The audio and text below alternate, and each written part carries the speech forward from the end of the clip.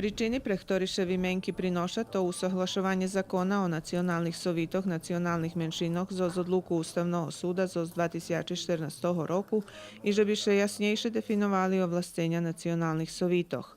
Medzi veljima za uvahami, ktorí dneška vyniešení na okruhnem stolu po slovok sekretárky Nacionalného sovitoru Snacoh Tanje Arva Plančak, bola i tota, že do narisu zakona nevošlo ani jedno predkladanie koordinácii nacionalnih sovitoh.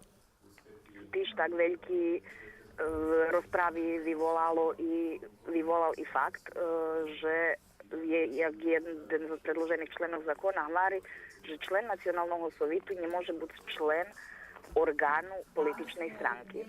Tu sa najviac pobunjali to tí nacionalni menšiny, ktorí majú svoj nacionalni politični stránky i za samim zakonom u vyberankovým postupku predvidzené, že nacionalni stránky nacionalnih menšinoh majú možnosť predkladať vyberankovo listi za vyberanky za nacionalni sovit, a zostim še i toto pravo praktično zmenšuje.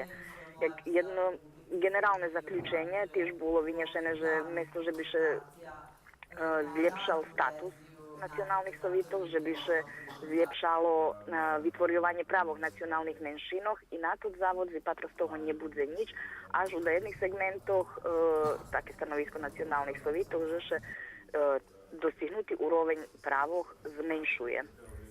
Po 18. december budu otrimani ešte 4 okrugli stoli i to u Novim Pazaru, Bujanovcu, Petrovcu na Mlavi i u Beogradu.